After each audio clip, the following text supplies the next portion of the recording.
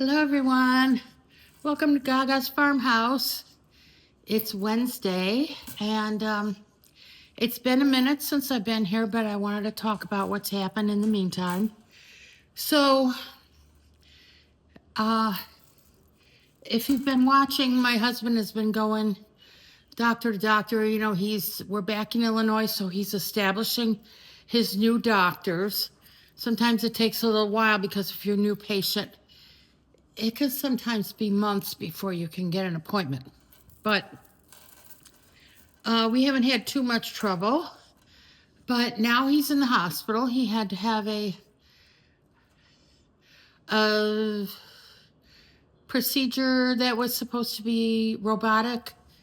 What would you call that? I can't think of the name, but anyway, not an invasive surgery. But that's not how things turned out. He did have to have a major surgery, and now he's been in the hospital for about a week. And this is our cautionary tale and what I have been preaching all along. You have to make decisions before you're in the position that you have to make them in an emergency situation. So last year, we kind of saw the writing on the wall that our health was not progressing in a positive way. And we knew this decision was coming up to move back to Illinois to be closer to our son and daughter-in-law and our grandkids, and also to get back into an area that had a more robust healthcare system. So we are in the Northwestern Medicine System, and they have hospitals all over the greater Chicagoland area. They have clinics everywhere. They have doctors everywhere, specialists everywhere. And although we felt we got pretty decent health care in central Arkansas, it just is not the same. So we had thought about this, and then last year we said, now it's the time to make the decision. And it seemed a little bit overwhelming because moving is not easy. It's a lot of work. Pretty much we had kept our house maintained, and so there were just some cosmetic things to get it ready for sale. We took care of that. At some point, we almost backed off. We said, well, maybe we'll wait till next year, because it just seems so overwhelming. But then we said, no, we've got to do this now. So we finished preparing the house for sale.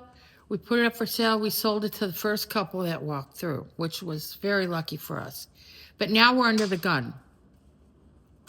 So we did all the packing, and then we didn't have a house here that we were going to move into. We had a little cottage that we came and stayed in the summertime, but it was very tiny, so we knew we weren't going to live there. So we didn't know how much to pack, what to take, what's going to fit in a new house, because we didn't have one yet. So then we actually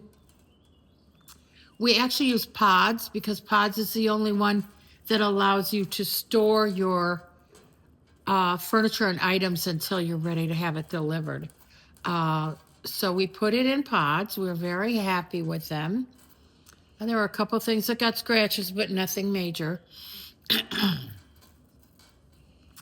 And then we arrived here. So it turned out to be a very good decision, because we're here where we need to be.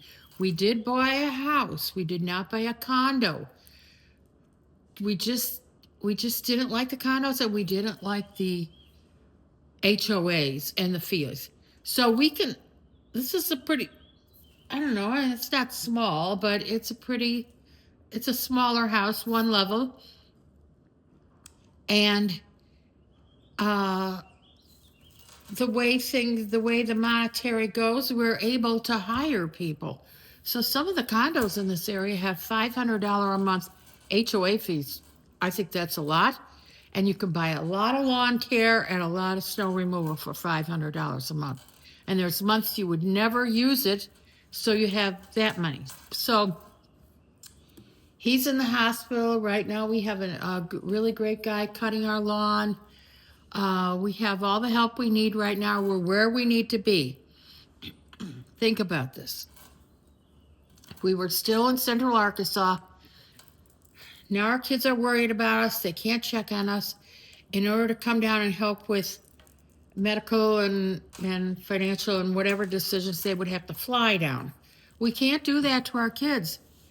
We're going to take the initiative to come back here, to be where we need to be. Now, you can fight this all you want,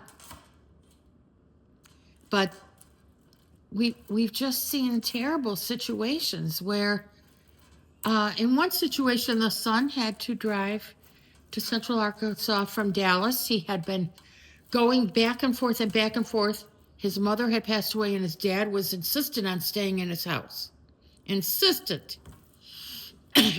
So they reached a point that realistically the father could not live alone anymore. So the son came in, drove in on a Friday, and had to tell his dad, get whatever you care about, put it in the car, and we're leaving. I have to be back to work on Monday. I don't know if you think that sounds cruel, but it isn't.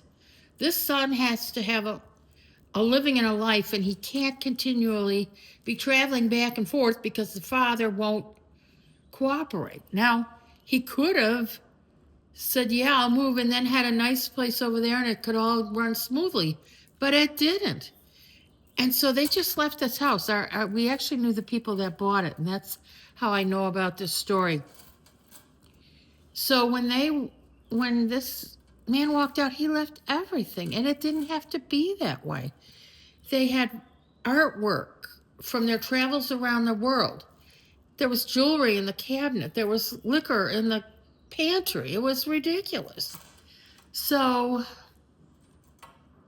it's just a sad story, and it didn't have to be that way. So I encourage everybody, make your decisions. I did have a situation at the hospital too that I wanted to talk about. So at the Northwestern Medicine hospitals, they have valet parking during like visiting hours. They don't have it on weekends because the hospital's not all that as busy on weekends, because some of the parking lots, even the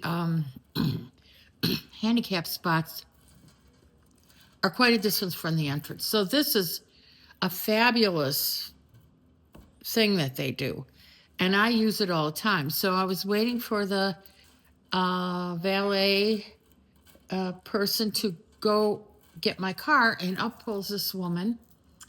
I had another woman sitting next to me. They were waiting for their car, and her mother was in the wheelchair out on the sidewalk, and they were waiting for their car to come up to load her mother up. Up pulls this woman. She was quite elderly. I don't know how she could see over the steering wheel. I don't know how. So I guess she thought she was going to use valet parking, so she pulled through and passed it at about 1.5 miles an hour. So then she figured, oh, I passed it up. So she puts it in reverse, and I could see possible disaster coming because this used to happen in Arkansas all the time with the elderly people. And the lady next to me, we looked at each other, and she jumped up to retrieve her mother, to push the wheelchair out of the way, because this woman started to back up right into this woman in a wheelchair. She was headed right towards her. So then she stopped. We're like, oh, thank God, you know. And she got out, and she just toddled to the front entrance and started to go into the hospital. And the valet lady goes like, where are you going? You can't just leave your car there. Oh, I thought you'd just take it. Well, how am I going to take it? I don't have her keys. So this was an instance that this lady should not be driving. She should not have been driving for years, I'm guessing. And I'm sorry. Yeah, is it going to be difficult if you quit driving? Yes, it will. It'll be a little more difficult. But don't put your life or anybody else's life in jeopardy. Is all I'm saying. Let's be realistic here. And is it going to happen to me one day? Yes. Am I going to be happy about it? No. But I know about it. I'm making plans in my head. I'm recognizing it. Please, people, do this. So anyway, I'm on my way over to the hospital to see Mr. Wonderful and to see how he's doing. The problem is, when you're our age, any surgery is major. It's a big deal, and you do not have the reserves you had when you were 30 and 40 years old to bounce back. So it's going to take you longer. He's getting a little discouraged, but I have to go over and be the cheerleader. Come on, let's do this. No other way out of it. So I want everybody to have a good day, and please work to make your aging go a little smoother and easier for everyone. You and everyone in your life.